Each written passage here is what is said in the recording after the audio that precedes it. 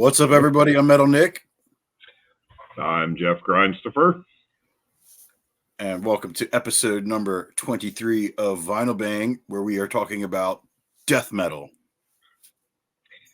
Yeah, this was putting stuff together for this episode. Like, whenever I started going through my collection, there were some bands that are not just death metal. Like I text Nick and said, can we do stuff that's death metal oriented? Can we do stuff that's like grind metal or grindcore and death metal? And so it's not straight just straight death metal in this episode, but definitely affiliated with the band.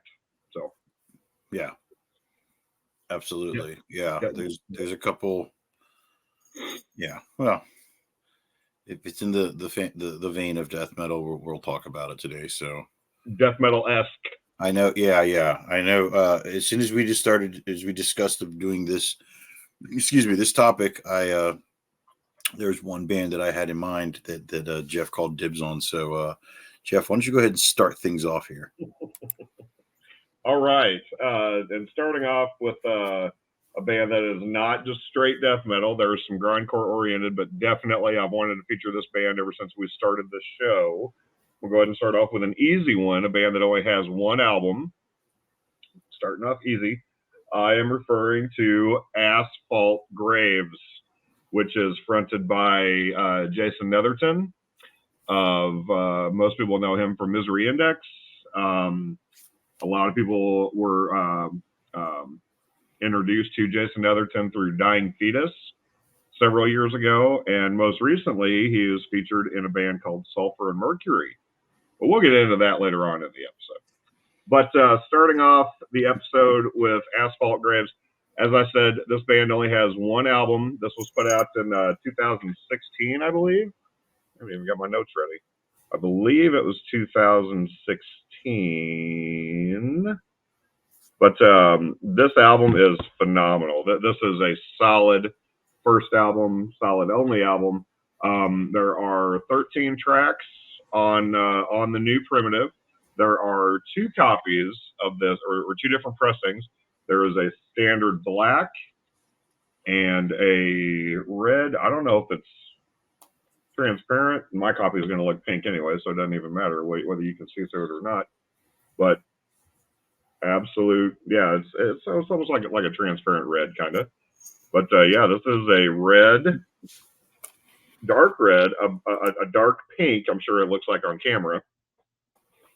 But yeah, phenomenal album. This also features Alan Cassidy on drums, which Alan is known from. A lot of people know him from the Black Dahlia Murder. So Adam. That was Shannon Lucas. It was on Shannon Lucas. I'm sorry. Yeah, I am way off. Shannon Lucas. Yeah, you're right. Damn it. Already starting off screwing up. Horrible notes. Vocals, Jason Netherton. Guitar, Adam Ferris. Bass, Brent Ferguson. And drums, Shannon Lucas. There we go. My apologies for the misinformation. My bad. But yeah, this album is great.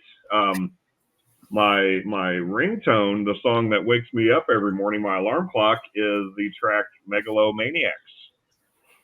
Track number 2 from the album. It's been that way ever since I first heard the album. I don't know why. I mean, it's a great song, but I don't know why I picked that one in particular to be the first thing I hear every day. But good stuff. Yeah. Great album. That was a really cool record. And I guess when we were up in the air of what we can say, I would say that's death grind. I mean, like, yeah, that's some really cool stuff that I like that project a lot. I wish I would have seen it live. I don't think they ever did anything, but I don't know. I don't think they ever did play live. No, I think they did. Yeah, but cool. Well, I'm going to start off strong. Unfortunately, I'm going to talk about a band that's probably influenced most bands more now than back then, and that would be the band Death. I don't know if I ever pretty sure I shared this one in the previous episode, but this is their second album, Leprosy, came out in 1988. This is a relapse repress of the clear vinyl. Yeah. of Leprosy, which is probably my favorite Death album. I think it's a cool one. Follow-up album to that would be Spiritual Healing. Damn it, I shouldn't have pulled that one out. But this one came out in 1990. This is a blue record. Nice. Relapse Repress. Oh yeah, fun stuff here. I'm kind of trying to buzz through this because I got a lot here. Next one was the follow-up album, Human, which came out in 1991. But this is the box set. I'm not gonna whip everything out that's in here, but this one came out 1990. And you ready for this? It's clear.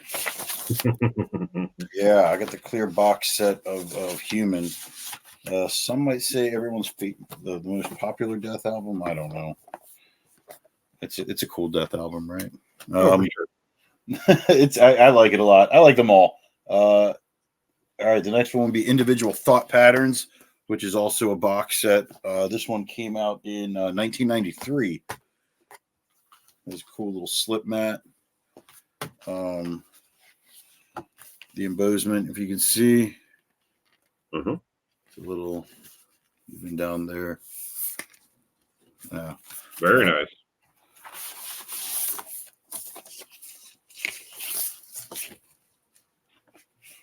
Oh, okay, like a splatter. Yeah. Very nice. some Awesome. sort of merge in there. Yeah, come on.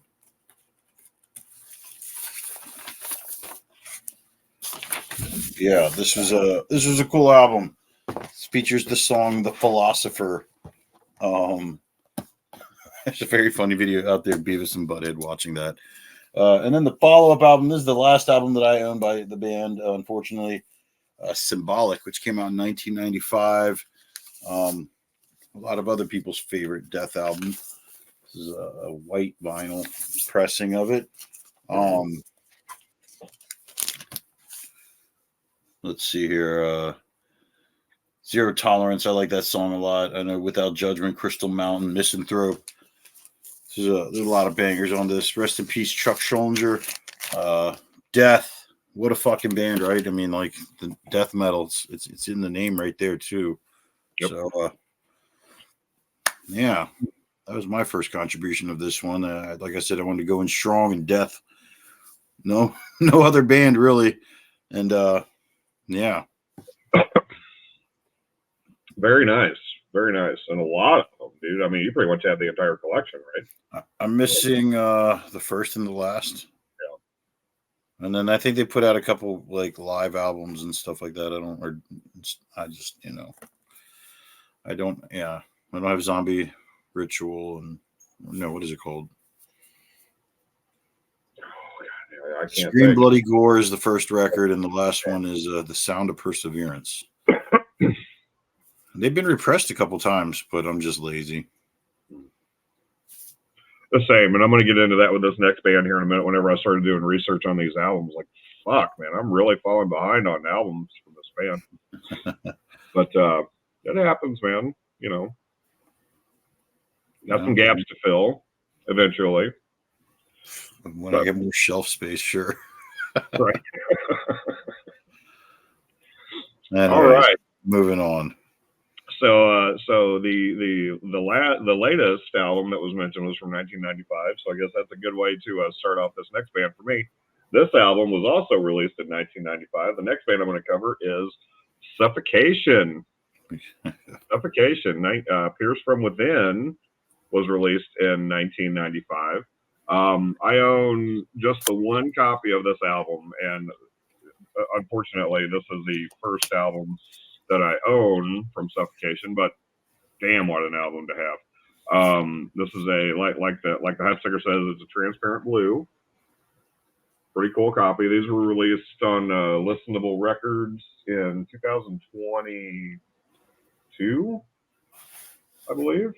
I forget when these represses came out. But there's several pressings of Pierce from Within circulating around. Next up from Suffocation Souls to Deny.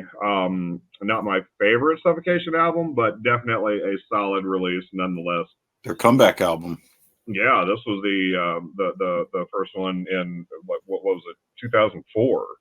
So yeah, they broke up in 1998, and then 1999, and they reunited for Maryland Death Fest 1 and put out that album a year later. There you go. If you didn't learn anything today, which I just did learn, that. Well, I mean, I knew they took a break, but I didn't realize that they had did this so quickly after doing Maryland Death Fest. So that's pretty cool information. They had announced it at that first Death Fest that they're writing and recording a new album. So yeah, well, that's rad. There you go. Next up from Suffocation, Pinnacle of Bedlam, which was the return, I believe, the first album to return to feature Dave Kohlross, he was on the EP Despise the Sun, which I'm also missing, which not proud of that fact, but here we are. This is a solid album. I was really, really impressed with the track list on of Pinnacle of Bedlam. Really, really, really great album. And then the final album. I'm sorry. Nothing. I'm sorry.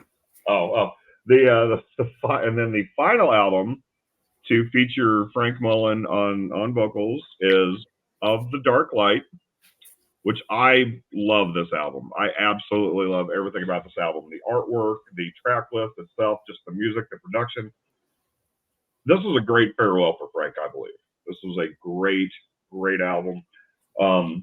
During the Farewell to Frank tour, saw the band in Kansas City and got all of them to sign.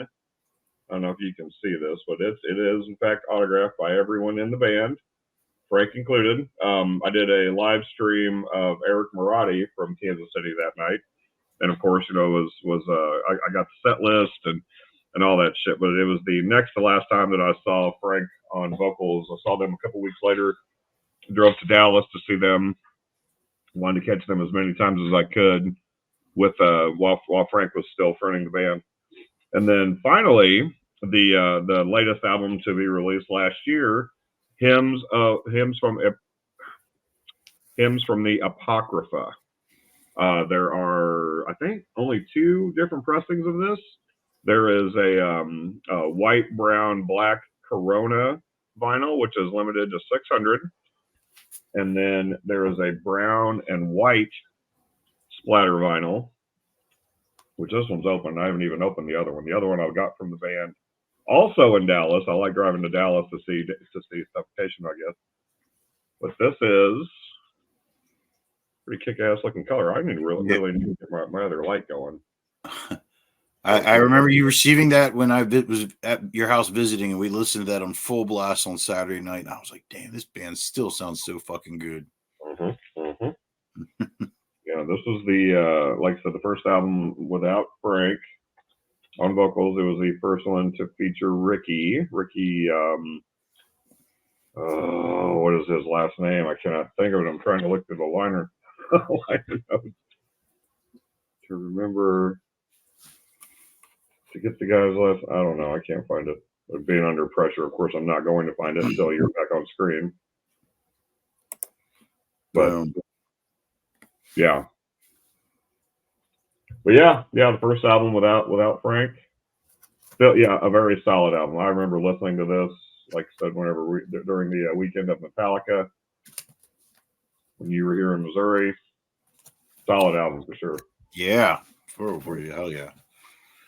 Great band. That was the band I was referring to. I wanted to talk about my copy of. I don't have as many albums as you. I think I only have Pierced from Within. Mine is Yellow, and Human Waste and Despise the Sun are the other 2 that I own. And you Despise the Sun, dude. That's just. But this one's like the remastered one, so like the intro to it sounds different than it normally did. Oh, really? Yeah. So, all good. Right on. Alrighty. So another rapid fire for me here because I got a band and a bunch of their albums to talk about. not every one of them, but a band that means the world to me because these are good friends of mine, both past and present members of the band. Dying Fetus. We'll start with which I thought was their first album. I don't know. Purification Through Violence. This one came out in 1996. I think in the picture disc episode I shared that I have the test press of that. This is a Relapse repress. Cool little splatter here. Yeah, I love this album. There's some really cool ones on here. Blunt Force Trauma, Beaten into Submission, Skull Fucked, Permanently Disfigured, Nothing Left to Pray For, Nocturnal Crucifixion, Scum Fuck. Yeah, all these. There's another one on here. I don't want to say the word. Whatever. I talked about the Rape on the Altar. Yeah. Dying Fetus. They got some crazy names. Limited to 300 copies. This is the repress for Purification Through Violence. Then what I always thought was their second album and my favorite, Killing on Adrenaline. I did talk about this in maybe the numbered vinyl episodes, numbered 452 of 500. Boom, splatter. My favorite Dying Fetus album, Killing on Adrenaline, Procreate the Malformed, Fornication Terrorist, We Are Your Enemy, Kill Your Mother, Rape Your Dog, Absolute Defiance, Judgment Day, and Intentional Manslaughter. That song is awesome. I love Intentional Manslaughter. Then they signed to Relapse Records, and I think a lot of people say this is their favorite Dying Fetus album, and I can understand why. This is the first one I ever heard. Destroy the Opposition. This one's signed by all the players on this album: Kevin Talley, Jason Netherton, John Gallagher, and Sparky Boyles. This is a pressing from what is this label called again? Good Life Recordings. It's clear. Very nice. Relapse didn't press this until years later. The back is different on the Relapse one, but this picture of these young fellas there. Look at those guys. Mm-hmm. Yeah, what a fucking. This was the last album to feature Jason, Sparky, and Kevin. They all kind of left and formed Misery Index shortly after. Then I have this really rare album they put out called History Repeats. A lot of cover songs on here. This is on from Night of the Living Vinyl, or whatever they call it. This is 169 of 400. See, it's got a Dehumanized cover, Fade into Obscurity by Dehumanized, Unchallenged Hate by Napalm Death, Gore Hog by Broken Hope, Rhymphenol Unleashed Upon Mankind by Bolt Thrower, Twisted Truth by Pestilence, and Born in a Casket by Cannibal Corpse. Nice. See. Gray Marble. Yeah, I guess. Nothing. Night of the Vinyl Dead. Why do I always butcher their name? Yeah, they put out some cool stuff. That Meshuggah Destroy Erase Improve I have is by them. All right, back to the Relapse releases. This is probably my favorite one. This is the first one that I really appreciated when my buddy Trey joined the band. This is Reign Supreme. This one came out in 2000. Reign Supreme came out in 2012. That History Repeats came out in 2011, by the way. Bloody splatter vinyl right there. You can see that. Yeah. Looks pink. They Relapse released a bunch of old albums that they put out by Dying Fetus with like that like blood splatter on clear. Mm-hmm. Next album, this is probably my favorite one that Trey was a part of, even though the new one's a banger. Wrong One to Fuck With. This one comes with a sticker, and I got some rolling papers in there. And this one also came with a knife.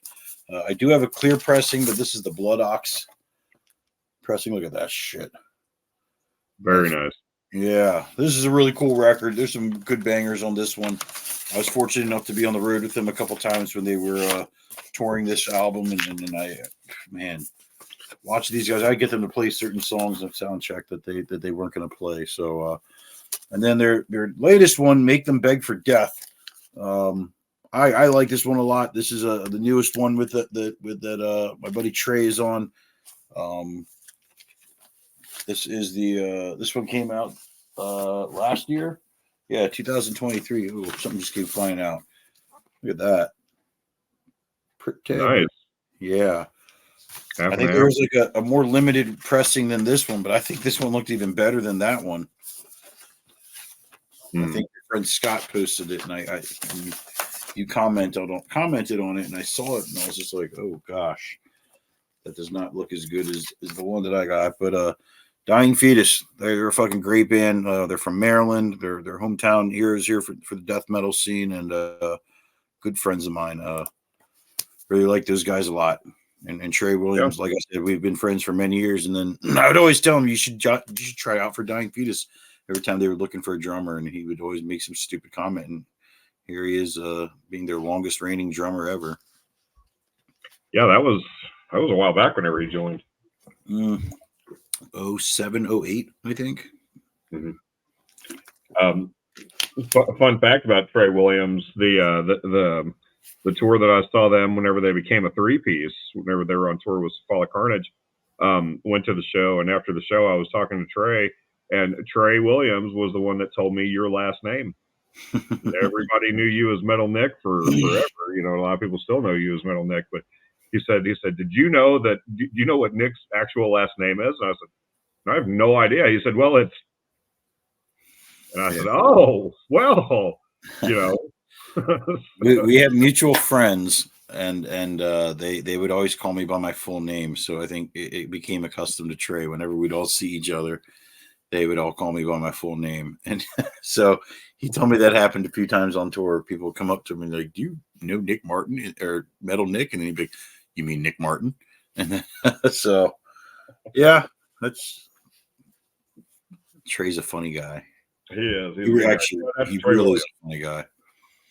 But all right. Up next for me is another one of the death metal-esque albums with other genres mixed in. I'm going to start off with the 2008 album from Malignancy, Inhuman Grotesqueries. This was my second album that I heard from the band after getting into them with another album I'm going to mention here in a second.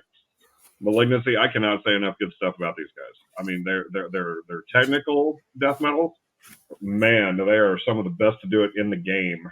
I mean, this is just, I love this band. A few years ago, my wife and my daughter and I flew out to New York for my daughter's high school graduation trip. We took her to New York. And usually whenever I go somewhere, whenever I go out of state, whenever my wife and I travel somewhere, it's usually for we will do something for my wife. And then I usually get to go to a death metal festival or a show of some sort. And I didn't have anything planned. And then there was one day we were taking an Uber to the Brooklyn Zoo.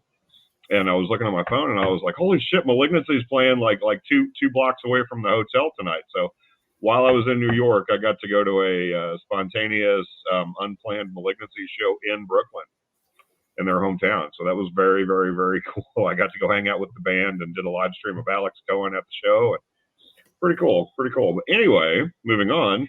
The next album from Malignancy is Intrauterine Cannibalism. This is this album came out in 2013. It's definitely a solid album. I am not as familiar with this one as I am with all of their other efforts, but again, can't say enough good stuff about Malignancy. And unfortunately, the last album that I have from them, I think I have a couple 7-inches somewhere. I'd have to dig them out. But as far as full-length albums, the album that introduced me to Malignancy is Eugenics. This artwork was done by Nev, Gruesome Graphics, and that was what actually got me introduced to the band, because I was a big fan of his art. He'd done some stuff for me throughout the years, and just wanted to see what this band was all about. And I'm glad I did, because I absolutely love this band. This came out in 2014. As I said, it was my introduction to Malignancy. And this is, they did 2 or 3 different copies, or 2 or 3 different pressings of this. I believe this is a bone white pressing, just a solid bone white. But very killer album from Malignancy. Definitely looking forward to their newest one that's going to be released, I think, here in a week or two, sometime in June. Discontinued. The new album from Malignancy will be out on, I believe, Willowtip. Very excited for the new Malignancy album.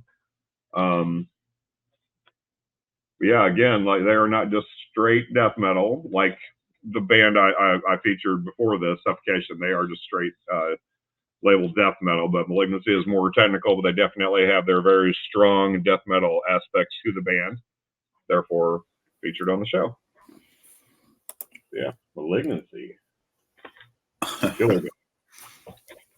Cha got them to play in his basement once. I'm pretty Really? sure. I'm pretty sure that's what I'm thinking of. Yeah. Heard a lot of stories about Cha's basement. He's had a couple of them. But I'm pretty sure it's Malignancy that I'm thinking of. It's gotta be. It can't be anybody else. But yeah. Hell yeah. Cool. They're a fun band. Yeah, I've seen them a couple times. Their singer's very funny.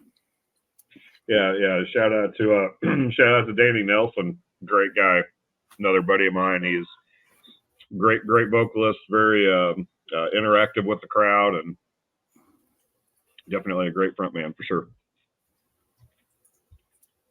Hell yeah. All righty. This next one I'm going to talk about is an older band from the 90s. I think it's like their only record they put out. I think there's like a 7-inch, but Gemmelich, Naismith. Crazy cool artwork. This is a Finnish band. So they don't come over here often, but I'm fortunate to see them at least like 4 or 5 times now, I think.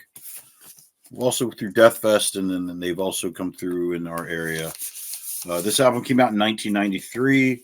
I have a 2018 repress. It's on gold vinyl. And there are 200 of these. Yeah. If you've never heard of this band before, the vocals are very like low and dark and just very spooky and scary. Like if this was like the first death metal band you ever listened to, it'd be kind of terrifying because you're like, is that guy making that fucking noise with his mouth? These are crazy song titles. When the Sun Drank the Weight of the Water, in the 16th six-toothed son of 14th four regional dimensions, still unnamed. Inherited bowel levitation, reduced without any effort. The Echo replacement. Putrefying road in 19th extremity. Somewhere inside the bowels of endlessness. Within chambers of whispering eyes. And you'll remain in pieces and nothingness. Oh, Jesus Christ, I can't pronounce that. The planet that wants to the planet that once used to absorb flesh in order to achieve divinity and immortality, suffocated to the flesh that it desired. The cry and raped embalmed beauty sleep. Man, these fucking song titles are ridiculous. They're long as shit. Wow. Cool fucking band. If you've never heard or seen them before, like I said, they usually play Death Fest, and they were at the last one in 2022. But a rare thing. When they come around, I would definitely tell you to go check them out because they don't tour often, and they're pretty damn incredible, I think. Yeah, I'm familiar. I mean, I've heard of them, but I've never heard of them. And just because of I believe because of the logo, I've always affiliated them to be more black metal. And I'm not a big black metal guy, so I never really took the initiative to listen to them. But those are some song titles. The singer's very funny. He always has these hilarious rants. Like, whenever they thank Evan and Ryan on stage, he always tries to thank them like he's got some like. Thank you to Yevon and Rian for putting us on Maryland Death Fest. Like he butchers their names on purpose. He knows how to pronounce their names, but yeah, they're a great band. I strongly recommend them if you've never checked them out before. Auntie, I believe is the singer's name. Auntie. Yeah, cool guy. He really is. Really nice person. Right on. Right on. Yeah. So what would be a good album to check out? That's the only one I think they have. Oh, really? Yeah, I believe they haven't really put anything else out. I think they just did that one album and then that's it. Oh, wow. Yeah, I think they it's were 7-inch, and then they have like re-released this album a bunch of times with like other stuff attached to it, like demos or the 7-inch. I probably have that wrong. People are like, no, they have other albums, but they got 17 albums that they just never released. like Repulsion, one album. Right. Okay. Huh. Yeah. I just figured they had more stuff than that, but right on. Oh yeah, let's check that out. Very cool. All right. Up next is a band that again, death metal aspects, but not complete death metal. The next band I'm going to feature is a band called Vermin Womb. Vermin Womb. If anybody is familiar with Ethan from Primitive Man, if you're aware that Ethan used to be in a band before Primitive Man back in the day called Clinging to the Trees of a Forest Fire. That is basically what Vermin Womb is, what Vermin Womb started off at. I don't know why they ditched the name Clinging to the Trees, but they went under a whole different moniker and was releasing albums under the name Vermin Womb, which is, I'm sure they have their reasons, which is fine. Been a big fan of that's actually Clinging to the Trees of a Forest Fire was actually how I discovered Ethan many years ago. And so whenever I found out they were doing this new project called Vermin Womb, I was very excited. The first album was released in 2014. This is Permanence. And since I never took the time or initiative to put this into a jacket, I can go ahead and pull out this clear pressing of Permanence. Kind of a smoky clear, not a crystal clear. But and up next from Vermin Womb is an album released in 2016 called Decline, which is, I think, probably my favorite effort from them. I think this is one of those debut versus sophomore arguments where you can say that the second album is better than the first. This is definitely the case for me, I believe. Where Decline, I liked it more than Permanence before that.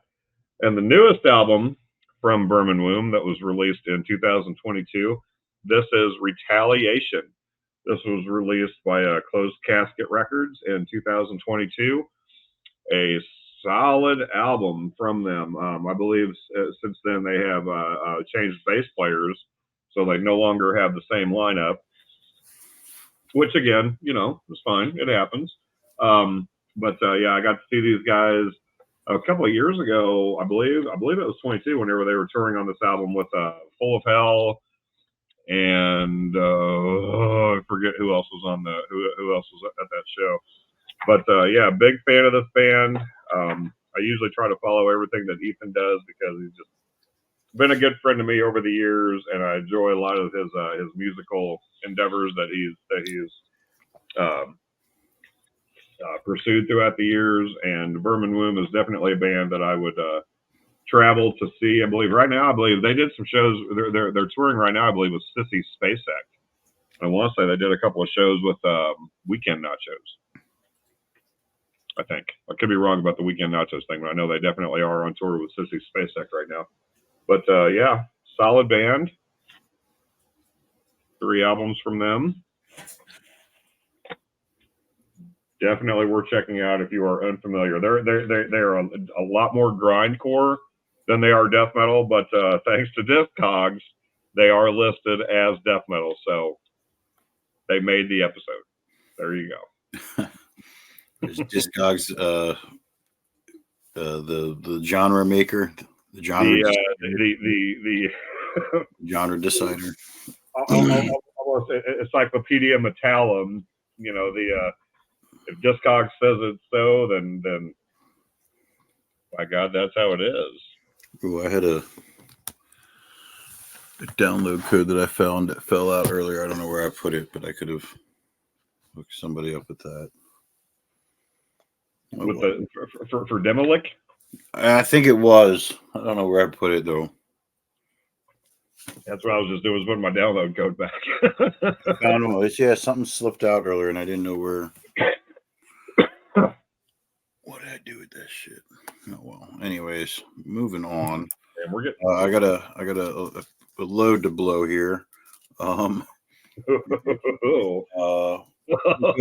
Band that I know pretty well. I should say pretty well, but these are friends of mine. Just saw them last weekend. Artificial Brain, Labyrinth Consolation. This is their first full length that they put out. I love this splatter. I think it's a cool looking record. They held on to this and sent this to me personally because I missed out on the OG pressing. Brain Transplant, Absorbing Black Ignition, Wired Opposites, Worm Harvester, Frozen Planets, Orbital Gate, Bastard Planet, Labyrinth Constellation, Hormones Echo, and Moon Funeral. Moon Funeral is a great one. This is an awesome debut album by them. These are guys from Brooklyn, New York. I guess a couple of them live in Richmond now, but they have 3 guitarists rotating around in case one can't make it. Shout out to all these dudes: Sam, Dan, John, Oleg. I just met the Alex Lubin is their drummer, and Mike, who sings for a band called Inter Arma, is their new vocalist. But this was back when this album was released. This was let's see, Will was still on vocals and Keith was playing drums. Shout out to Keith and Will. Follow-up album. It's called Infrared Horizon. I have 2 copies of this one. This one came out in 2017. That first one was out of 100, by the way. This one came out in 2017. This is the where am I here? Red and gold, right? Yeah. No. This one's the red and black merge. This is out of 100. This is kind of hard to see the merge there. Thanks, it. Yeah. I was impressed with this one. The mock-up looked cooler, but whatever. The other one I got, this one I think looks a lot cooler. This one's the red gold. This one's out of 100. Well, that's cool. I don't know. Something happened in the pressing plant. The mock-ups look cooler, but good album. Floating in Delirium. Synthesized insect.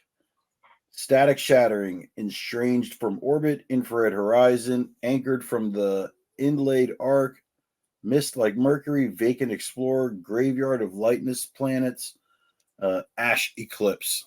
Great fucking. They always have cool, heavy songs to close out their albums. All right, their third album and most recent one, Artificial Brain, came out in 2022. Pretty cool artwork there. They always have these mechanical like type stuff going on here. This one is. Oh, I guess I don't have any pressing info on these, but this one's just labeled Splatter. That's rad. Yeah, this one looks really nice. Mm-hmm.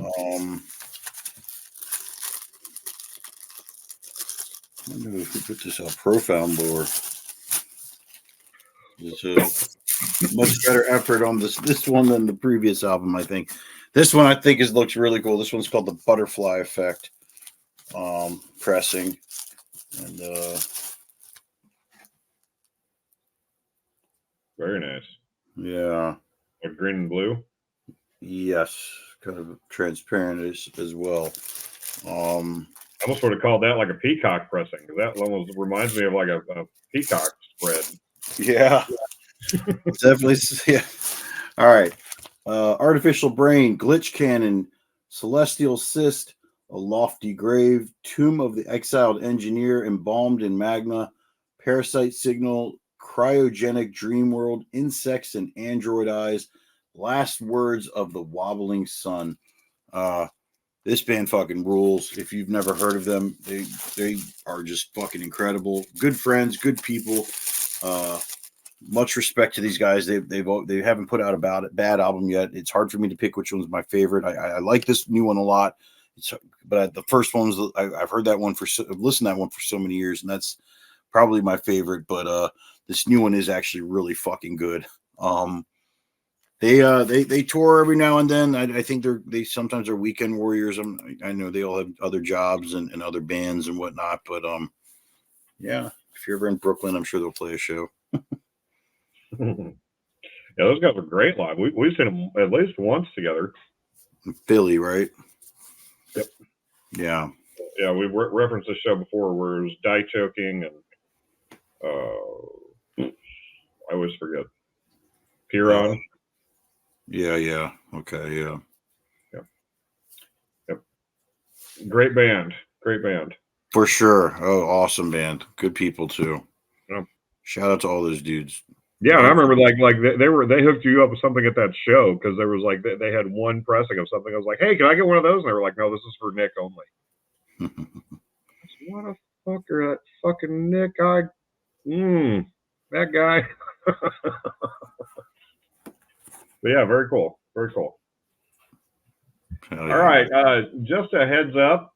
We're getting some pretty nasty looking storm clouds rolling in through here. I don't know if I'm gonna have if anything's gonna happen from this or not. I don't want to say it out loud and have it happen, but yeah, we're getting some pretty good storm clouds here all of a sudden. So if I cut it out, it's not intentional. Okay.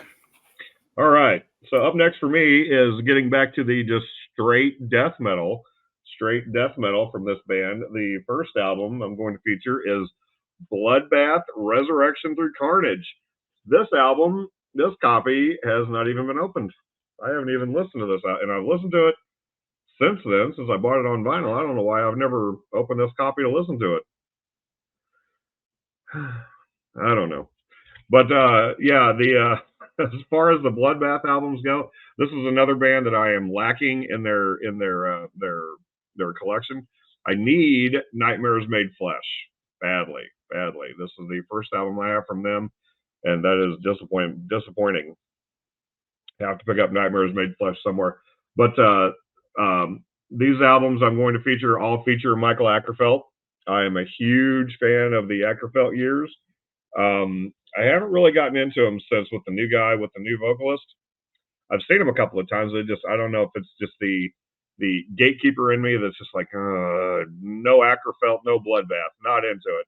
Which isn't fair, completely not fair, but it's just my mentality. This is how I was introduced to the band, with Michael Ackerfeld of Opeth. If anybody's like, I know that name sounds familiar from somewhere. He's the vocalist for Opeth. He was the vocalist for Bloodbath for several years, for 5 or 7 years.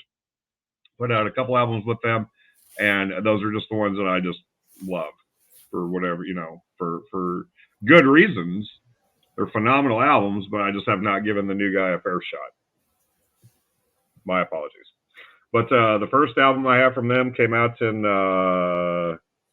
Resurrection Through Carnage came out in 2002. Phenomenal album. Up next from them, the full length, The Fathomless Mastery. Again, this album is so good. I believe this is probably my favorite Ackerfeld album from the Ackerfeld years. It's just such a good record. The artwork is just incredible. Love the artwork, the production of it, the production of the album itself, and just everything is just phenomenal. Love this band. Love this album. And again, in 2008, I believe that this was put out later in the year, probably just to wrap up the Ackerfeld era. This is a 10-inch release of Unblessing the Purity. This is a 4-song EP. This is the last thing to feature Michael Ackerfeld on vocals. But again, this is just so good. So good. I don't think there's anything, just standard black pressing.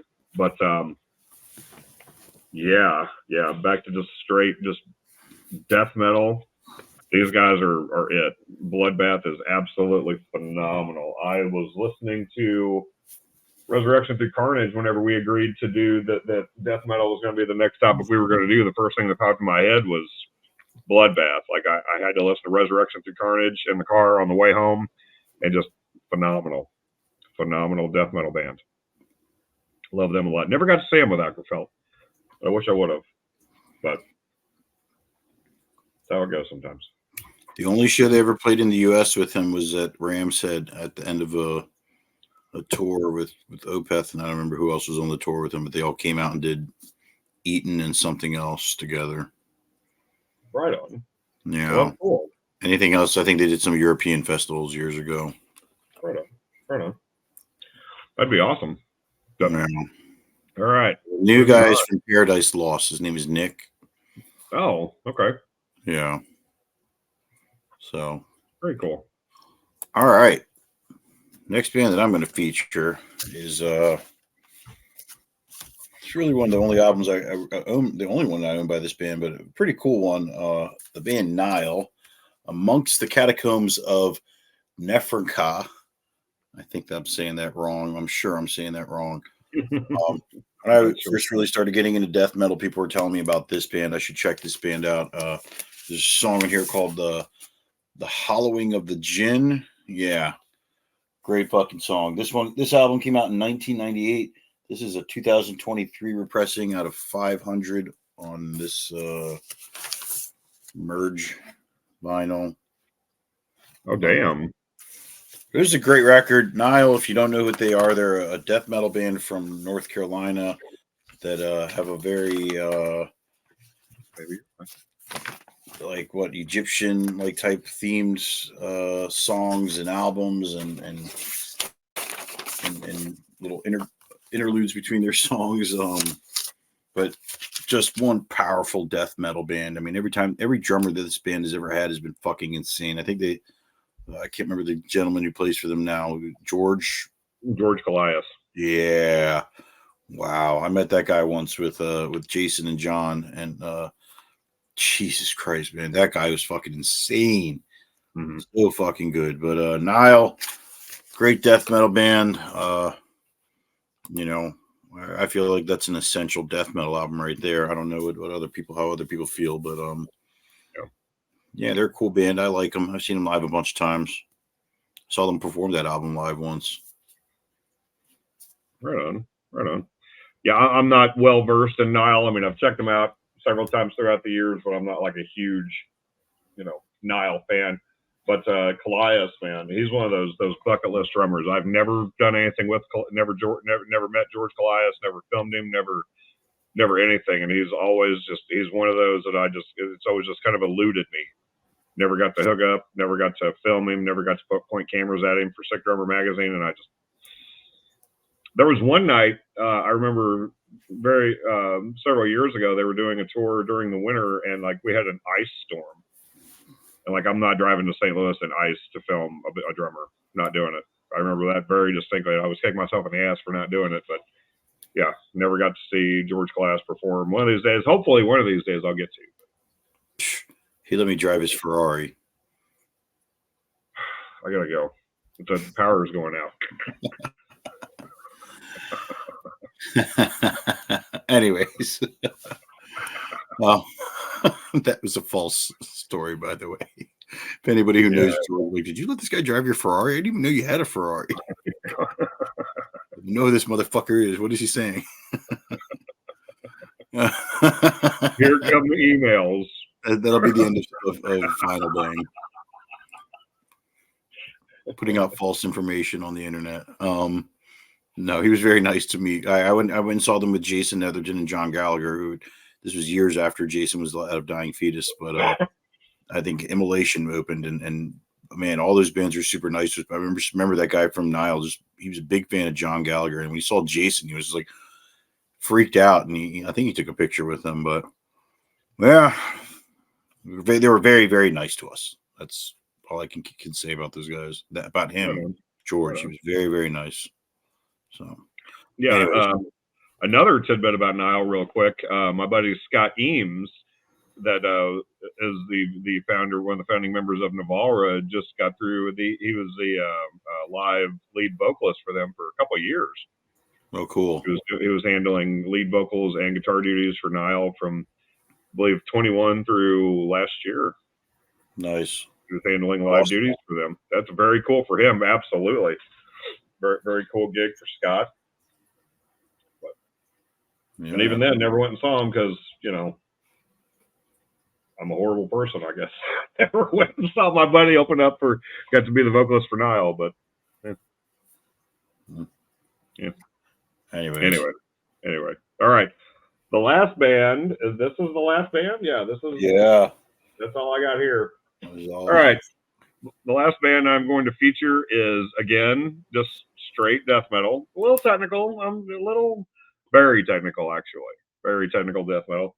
The next band I'm going to feature is a few albums from Ulcerate. Man, what a band. What a band. This is another, never saw them live. Still have not seen Ulcerate live, and I am ashamed of it. I really wish I would be, I'm sure I would be a much better person had I ever saw Ulcerate live. And maybe one of these days I'll reach that chapter in my life where I finally get to see this band perform live, because I've been a fan for a long time. Long time. I believe that this was the album that got me into them. And this was released in 2009. Everything is Fire was released in 2009. This was just a standard. This was reissued in 2022. I never had a copy of it on vinyl until they did the 22 reissue. So thankfully, I finally got to get the first album from them I discovered on vinyl. Up next for Ulcerate is the album Vermis that was released in 2013. And 9 albums of pure, just technical death metal bliss released by Relapse Records in 2013. I believe this is the only pressing from them on the Relapse moniker, I believe. I could be completely wrong. I'm not sure exactly.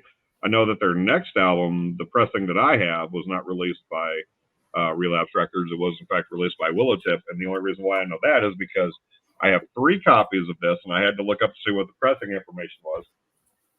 The next album I'm going to feature from them is The Destroyers of All, that was released in November 7th, 2012, which would be the day after I turned 33. November 6th, November 7th. So anyway, the day after my birthday in 2012, Ulcerate released The Destroyers of All on Willowtip Records. They did a limited pressing of 500 copies. They did 120 copies on dark red vinyl. That actually kind of looks red. Get out of here, Jeff. Oh my God. Does that look red? No. Look how red that looks. Hmm. People will just chime into this episode right now and say, oh my God, what a red record. The next, they did 120 on dark red. They did 170 copies on clear vinyl. Boy, look at that. That's look awesome. That dark ass clear. Well, you can see me through it. Look at that. That is a clear copy of a clear pressing.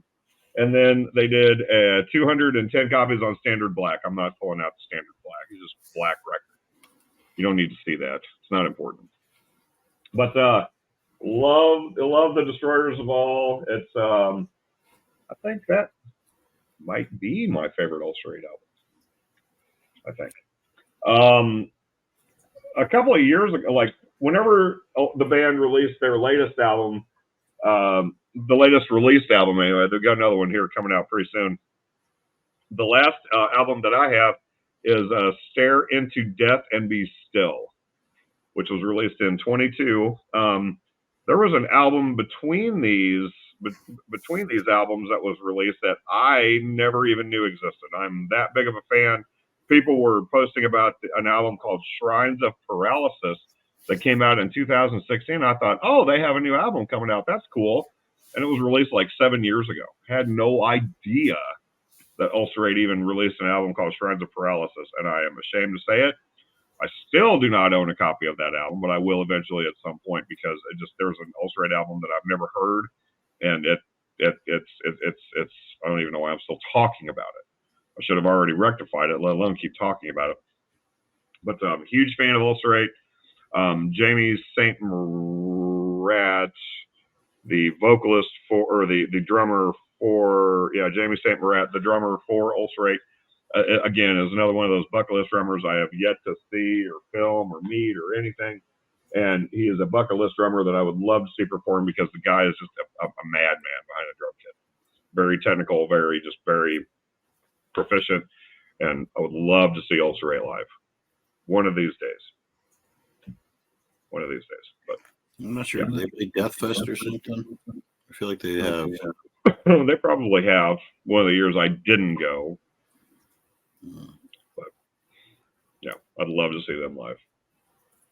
I've always seen their name, but I have no idea what they are. But you say they're Technical Death. They have they're not very technical. They're straight death metal, but they have their technical aspects to them. They're more death metal than anything, but they are very, I don't know. It's hard to describe Ulcerate. Yeah, they're just straight death metal. Yeah, from New Zealand. Cool. Death metal from New Zealand, so they're, overseas. All right, making this less awkward.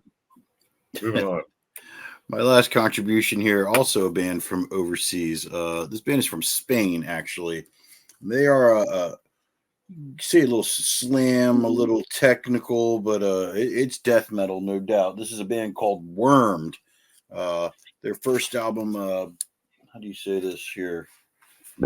Planispherium, 2003. This album came out. This is a 2023 pressing on vinyl for the first time out of 75 hand numbered. Look what number I got. Oh shit. Yeah, I completely forgot that I owned that low number there. Nice. So it's pressed on vinyl for the first time, and that's what it looks like there. Number 2 of 75. How about that? Wow. I can't remember the name. Impressive. Where's the label? Throne Records? No. Yeah, maybe that's it. Yes. Anyways, then their follow-up album that came out in 2013, Extradomus. This eventually got released on vinyl in 2015. There you go. They kind of have like that biotechnical thing. You can see it better that way. Yeah. Wow, Willow Tip Records put this one out. I think you were just talking about, you had a Willow Tip album there. Yep. Straight Blue out of 200. This album. This is probably my favorite one that they put out. Wormed. When they were touring that album, they came into the U.S. and I saw that I was at a show in Baltimore at Baltimore Soundstage, and as soon as it ended, I drove over to the sidebar, and nobody checked us at the door. We just walked right in, and Worm just started playing and caught them for free. Then after the show, I bought a shirt just to make it up from them, because that sucks, but sucks for me. But yeah, next album, Kringshu came out in 2016 on Seasons of Mist, I believe. Yes.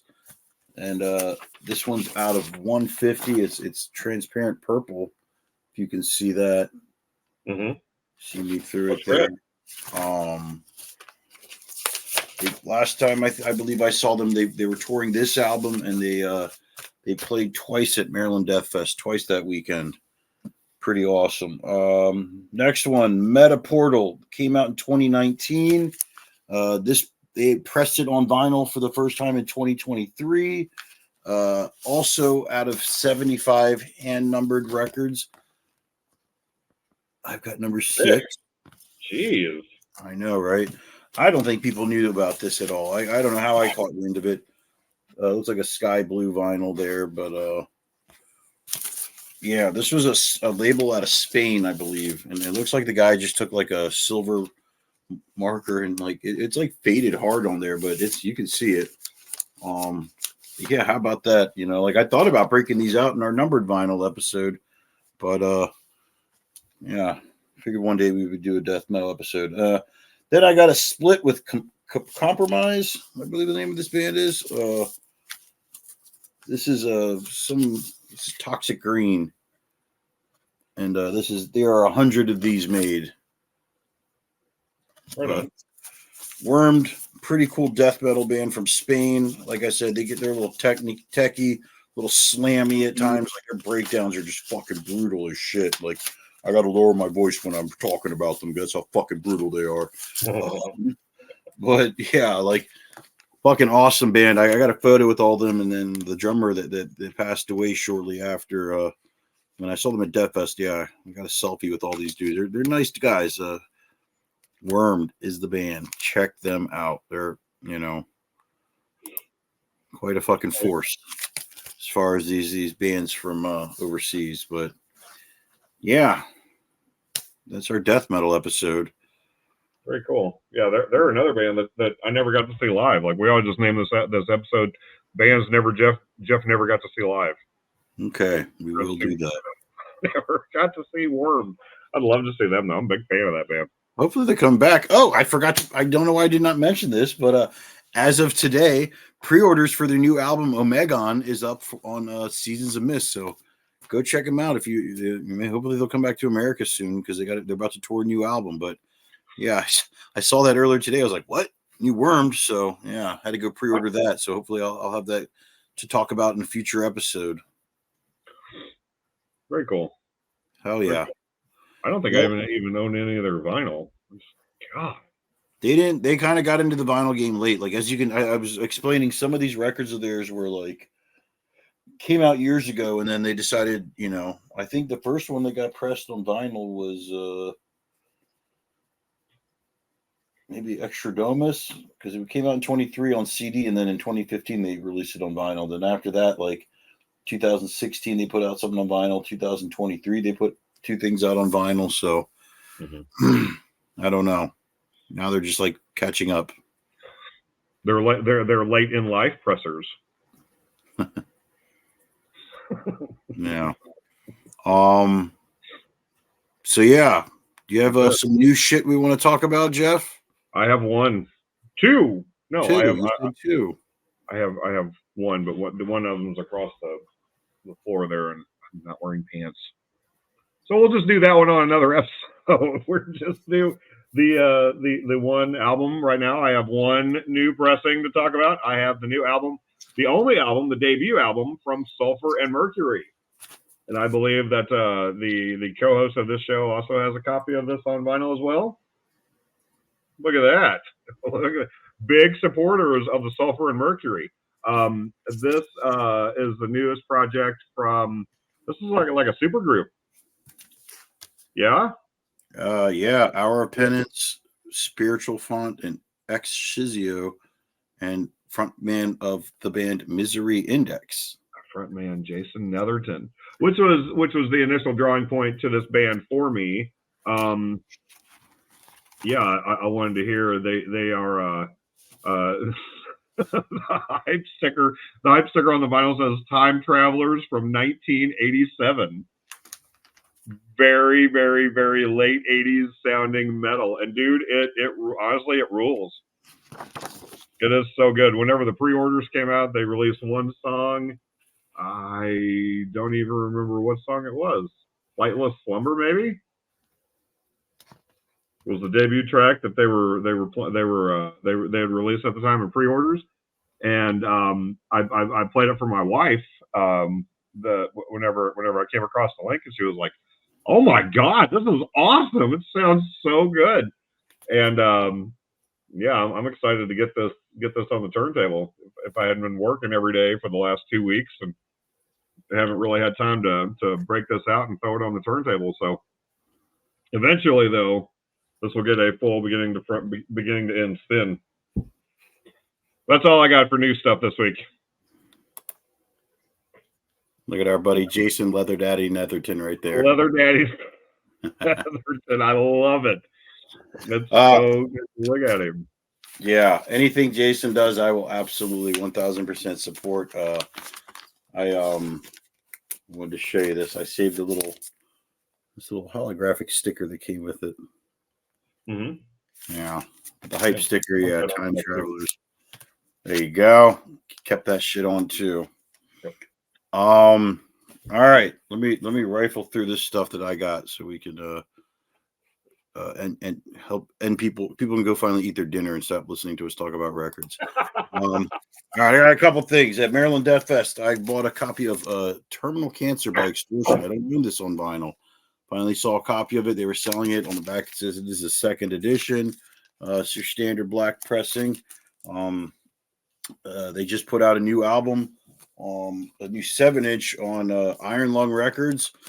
It is called Threats. You see that dog on the top of the steps there. Let's see. I bought the Coke Bottle Clear vinyl, and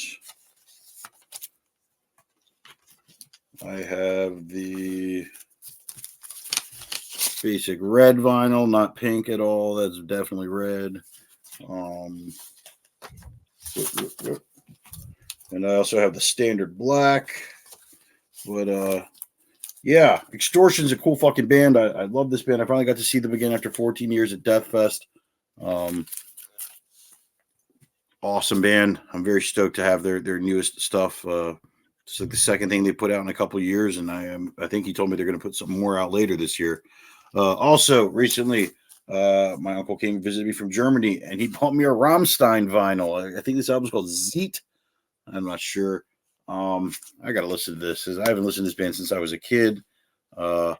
Very interesting stuff there on VC. It comes with this Obi strip here that you got to slide off and then wiggle back on. But yeah, cool album that I was not expecting to get.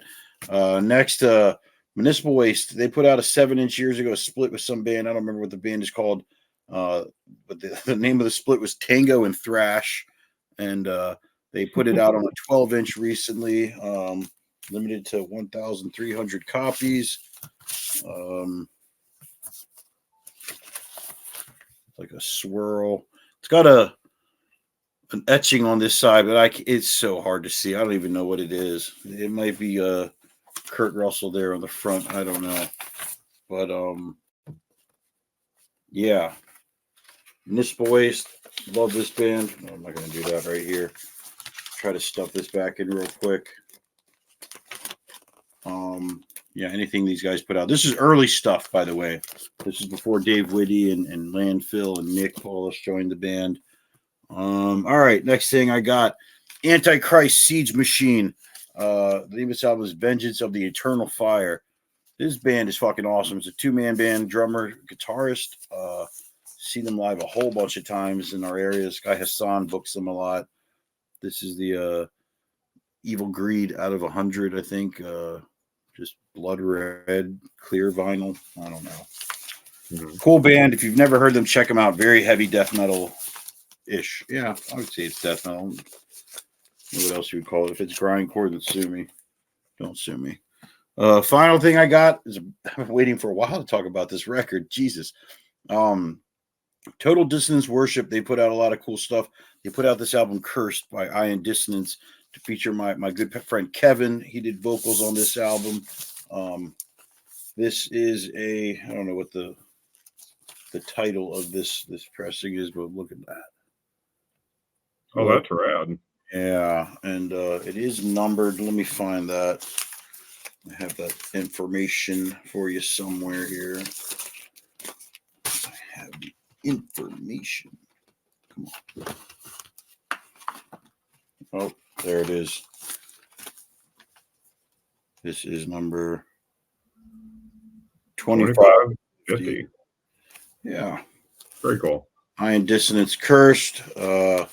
Great band. Good people. Very good people. Yeah. These are French Canadian fellas who have always been very good to me over the years. No matter what band they're in or filling in for. Usually when I see them, these guys are always awesome. So, boom. Last of the new shit that I have gotten over the recent months or weeks. When I got back from Death Fest, there was a stack of stuff on my porch, which happens to me every year when I come home from Death Fest. So, yeah. while you were on screen, I made the trip across the floor while I wasn't broadcasting to see what I was doing, because I have to feature this vinyl, like just real quick. Another new copy, another new record that I've gotten recently is an album from a band called Extortion. The name of the album is Sick. Hell This yeah. is on a purple marbled vinyl. There was 1,000 copies made of this. And for anyone at home that was ever wondering what record is shown in our new intro, this is it. This is the record that is featured at the very beginning of our brand new intro song, recorded by Scott Hall. While I was listening to this record, it was whenever I got the audio for the song, and I thought, yeah, I wanted to feature an album having the stylus put onto the actual record, and this is it. This is the record that's featured in our new intro video. So, oh yeah. Awesome, man. That's my favorite effort by them. That's some really good shit. I love that it's got everything: grind, doom, everything. Just read off that track listing real quick. The track H5N1, Infection, Wake Up, Fuck, Phone In, Sick, Overrun, Fever, Defensive Vomit, Medication, Delusional, Bedridden, Losing Battle, Body Failure, Last Breath, and Rot. Yeah. Yeah, man. That's some good shit, dude. That's some good shit. I love that record. I love that artwork. Shout out to Rohan Harrison for all of his artwork that he does. You know, like I said, I got a tattoo of the split they did with Agents of Abhorrence, and yeah, I love that band. That's my favorite record right there. Sick. H5N1. That's a cool song, man. Yep. Wake Up Fucked. I love that title. Like I remember reading that the first time I read that, I was just like, I knew exactly what they're talking about. Exactly what they're talking about. Cool. Well, thank you everybody for tuning in to this episode of Vinyl Bang. We appreciate everybody who stuck around for this entire time. Yeah. And thank you to all of you who continue to watch every week, every new episode. We love hearing your feedback and what we can do better, and how Nick could have a better co-host would be. We'd kind of lay off the comments about that, but you know. Cool. Well, thank you again, everybody, and we will see you next week. Yep. All right. See you guys.